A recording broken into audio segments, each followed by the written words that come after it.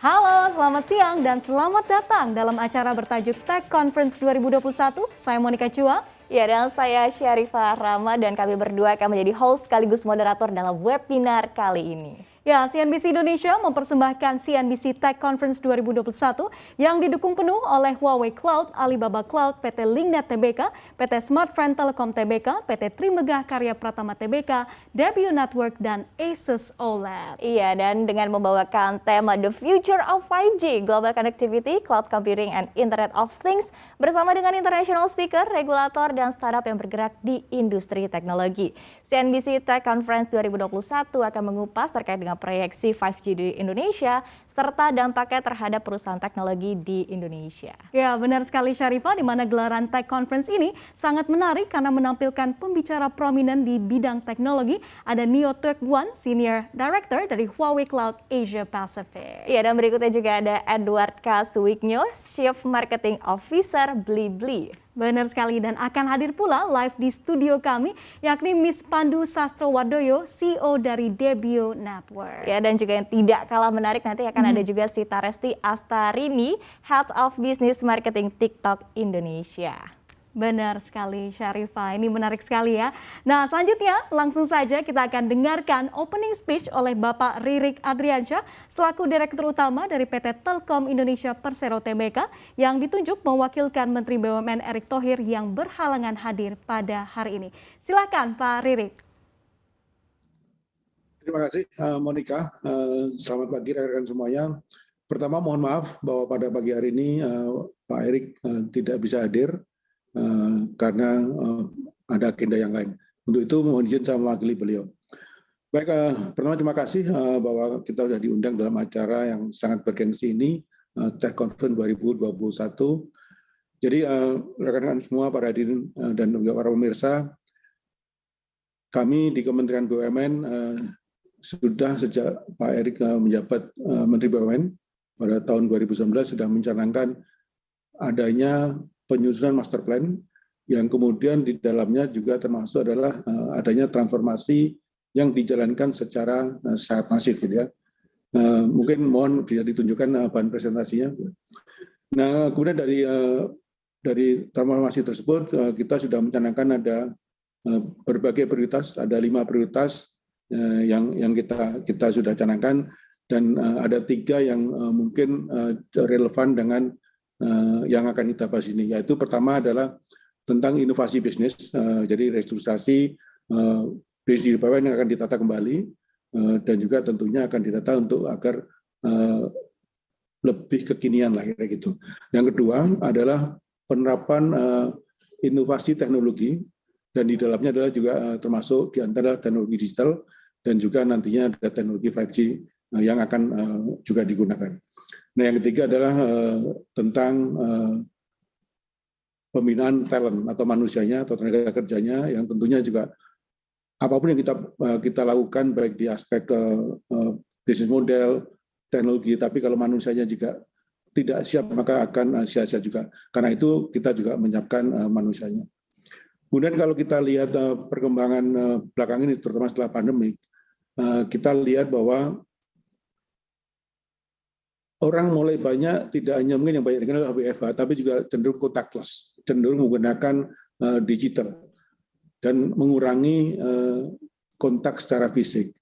Nah, kita yakini dari berbagai studi yang dilakukan bahwa meskipun nanti pandemi ini berakhir, beberapa kebiasaan itu akan stay sehingga kita prediksi bahwa jumlah orang yang menggunakan digital akan naik at least 2 kali lipat.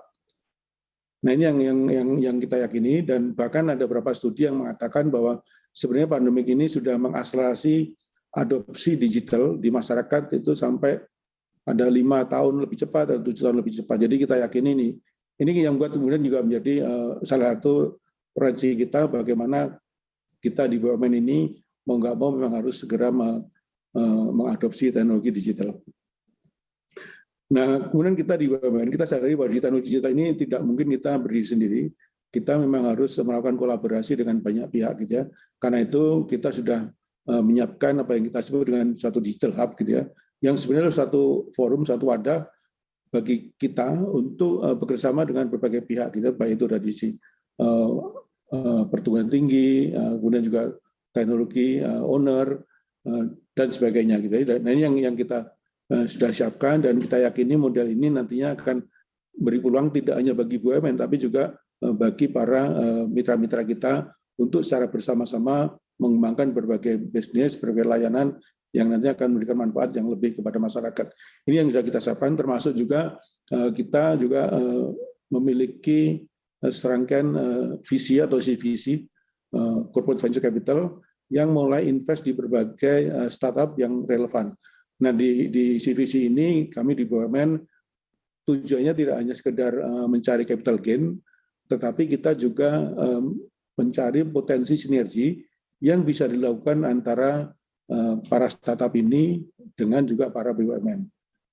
Dan bahkan potensi sinergi tersebut kita harapkan peluangnya bisa lebih besar dari capital gain itu sendiri. Kemudian kalau kita, sebagaimana judul di Tech Conference pada pagi hari ini, menyangkut 5G, maka kalau kita kemudian ke 5G ini diyakini berdasarkan studi yang paling akhir, pada tahun 2030 secara global itu akan meng-create tambahan GDP sekitar 1,3 triliun. Nah, apa saja itu? Ada beberapa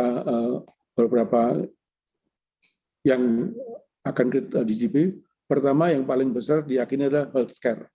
Di healthcare ini yang kemudian dengan penerapan 5G untuk berbagai aktivitas, baik itu nanti bedah jarak jauh dan sebagainya, diyakini akan tumbuh di GDP sekitar 40% dari 1,3 triliun itu ada di healthcare.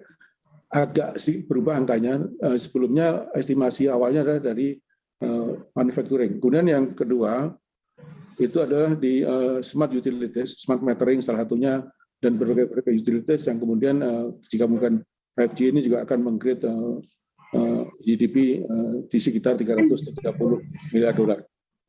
Kemudian di bidang konsumer, baik untuk berbagai aplikasi maupun juga media, itu akan kontribut sekitar 19%, dan manufacturing sekitar 10%, kemudian juga di financial sekitar 6%.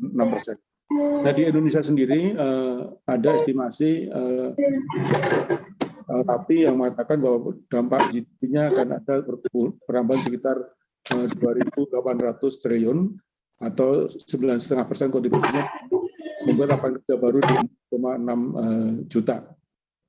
Next, lanjut. Next. Nah, kemudian kalau kita lihat secara global, bagaimana penerapan 5G ini, maka per Agustus 2021, bulan lalu, sudah ada 176 operator di 72 negara yang mengoperasikan 5G, dengan berbagai spektrum, gitu ya. Nah, kalau di Indonesia sendiri sudah ada 3 operator yang menerapkan, dan namun demikian kita belum menggunakan spektrum sebagaimana seharusnya. Sebagaimana diketahui bahwa 5G ini membutuhkan spektrum lebar bandwidth yang 100 MHz agar nanti hasilnya bisa maksimal. Namun karena masih keterbatasan spektrum yang ada, maka kita menggunakan spektrum yang lebarnya belum mencapai 100 MHz. Nah, kita harapkan dalam waktu yang tidak terlalu lama nantinya spektrum bisa tersedia sehingga kita dapat mulai mengoperasikan 5G ini secara full scale. Dan selain itu juga coverage-nya juga masih terbatas, karena kita tahu bahwa 5G ini memang secara umum use case-nya belum sepenuhnya mature. Sudah mulai berkembang dan bertambah banyak, namun belum ada titik yang memang mencapai economic of scale-nya. Lanjut, next. Nah, kemudian secara ekosistemnya, terutama di device-nya, pertumbuhan device 5G luar biasa, khususnya handphone. Jadi kalau kita lihat dari pengenalan 5G yang pertama di tahun awal 2019 sampai dengan sekitar awal tahun ini, atau sekitar 2 tahun, itu sudah pertumbuhan jumlah device-nya sudah 30 kali lipat. Ini suatu yang sangat luar biasa. Nah, salah satunya juga ini di-drive oleh harga. Harga yang di awal mencapai satu handset puluhan juta, saat ini sudah mulai ada handset yang punya kemampuan 5G, itu di harga 3-4 juta rupiah. Nah, karena itu kemudian adopsinya semakin luas. Kemudian kalau kita lihat dari sisi apa saja berupa device apa saja yang paling populer, hampir setengahnya diantaranya adalah masih handset, handphone gitu ya. Yang kedua adalah terkait dengan FWA, fixed wireless access, perangkat untuk akses di broadband di rumah-rumah. Yang ketiga adalah terkait dengan modul 5G, yang ini banyak digunakan untuk di berbagai peralatan, mesin dan sebagainya yang memiliki kemampuan 5G. Lanjut. Nah ini secara umum kapabilitas 5G sebenarnya ada tiga kapabilitas 5G. Yang pertama adalah tentunya adalah kapasitasnya sangat besar, kemudian juga latensi yang sangat kecil, dan kemudian juga kemampuan untuk koneksi secara masif. Artinya pada saat yang sama secara paralel terkonek banyak pengguna gitu ya. Nah ini yang sangat cocok untuk digunakan nantinya untuk berbagai perangkat peralatan. Nah dengan seperti itu maka kemudian ada banyak potensi yang bisa di-create untuk 5G, antara lain bisa ada streaming, kemudian juga ada FWA, ada gaming, virtual reality, dan berbagai aplikasi. Nah khusus yang FWA ini agak menarik bagi kita di Indonesia. Kita tahu bahwa di kita ini geografinya sangat challenging, sehingga tidak semua lokasi secara teknis layak untuk digelar fiber optik.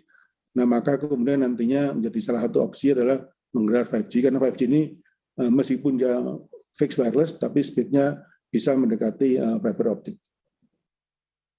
Lanjut. Nah kemudian bagaimana hubungan 5G dengan edge computing? Seperti yang disampaikan bahwa 5G ini memang latensinya sangat cepat, juga bandwidth-nya sangat lebar, dan tentunya juga kemudian ini membutuhkan sesuatu yang lebih distributed gitu ya. Karena itulah kemudian adanya 5G, adanya IoT dan AI maupun VR, dan juga video streaming yang butuh lebih dekat dengan pelanggan, maka kemudian berkembanglah apa disebut dengan edge computing. Nah sekarang ini sudah mulai banyak digunakan di berbagai negara edge computing, termasuk di Indonesia juga sudah mulai dipakai, karena dengan adanya ini maka akan memberikan peluang bagi para operator untuk lebih mendekati kepada pengguna air, sehingga nanti kualitas layanan, kecepatan itu bisa lebih terjamin. Lanjut. Nah ini ilustrasi bagaimana perkembangan edge computing secara global. Sudah ada 9 mobile operator di dunia ini yang secara komersial sudah mengembangkan di berbagai negara gitu ya. Dan ada 16 yang mereka masih trial untuk pengembangan layanan mobile edge computing, salah satunya adalah Telkomsel. Lanjut. Nah ini berbagai use case yang potensi untuk digunakan 5G di berbagai BUMN, baik itu untuk misalnya drone itu untuk cocok di pertambangan, kemudian juga remote surgery itu untuk rumah sakit. Ini juga sesuatu yang menarik juga, karena kita tahu bahwa ahli bedah kita, ahli dokter spesialis kita juga sangat terbatas jumlahnya dibanding dengan wilayah kita yang demikian luas, juga jumlah penduduk yang cukup banyak. Karena itu remote surgery menjadi salah satu opsi ke depannya. Kemudian juga ada AR atau augmented reality, ini juga bisa lebih membantu kita untuk mengatasi bagaimana kita mengoperasikan atau melakukan maintenance suatu mesin itu dari jarak jauh, karena menjadi gap untuk menutupi gap kekurangan teknisi dan sebagainya. Banyak hal lain yang masih bisa potensi kembangkan ke depannya, baik untuk di BUMN maupun juga untuk di enterprise, di private sector. Lanjut. Nah terakhir, 5G ini sebenarnya adalah hanya connectivity-nya. 5G tanpa yang lain juga tidak akan kontribut, karena itu kolaborasi menjadi salah satu yang sangat penting antara operator 5G dengan mitra yang memiliki solusi, baik itu nanti AI, machine learning dan sebagainya, maupun juga nanti penyedia edge computing. Nah ini yang kira-kira triangle ini akan nantinya kita harapkan akan mampu untuk menghadirkan value secara maksimal dengan keberadaan 5G ini. Kira-kira itu Monica yang bisa sampaikan. Terima kasih banyak.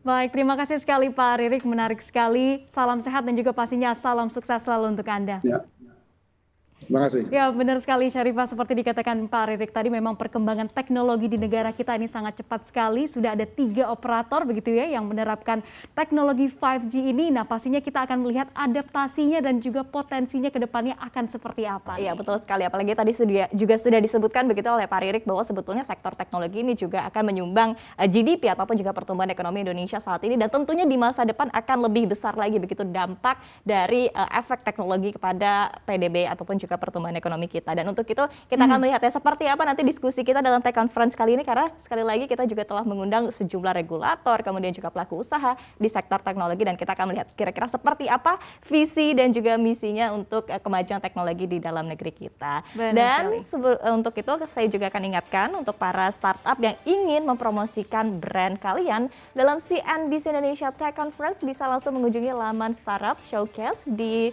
www atau www.cnbcindonesia.com/techconference, karena sesi Startup Showcase akan memberikan ruang ya kepada para startup dan juga kepada para pelaku usaha di Indonesia untuk menunjukkan serta mempromosikan brand mereka untuk mendapatkan perhatian dari venture capital atau angel investor. Wow, menarik sekali nih. Jadi bisa sekalian untuk mencari-cari investor, mana tahu ada yang tertarik begitu ya. Betul. Nah, selain itu saya juga ingatkan kepada para pemirsa untuk mengirimkan pertanyaan ke nomor WhatsApp 0812 1299 0001. Saya ulangi kembali 0812 1299 0001. Karena 8 orang penanya yang beruntung akan berkesempatan mendapatkan e-voucher senilai total 3 juta rupiah. Nah, Tech Conference 2021 mengusung tema Future 5G, Global Connectivity, Cloud Computing, and Internet of Things akan kembali usai jeda berikut bersama dengan Neo Tech One, Senior Director dari Huawei Cloud Asia Pacific. Tetaplah bersama kami di CNBC Indonesia.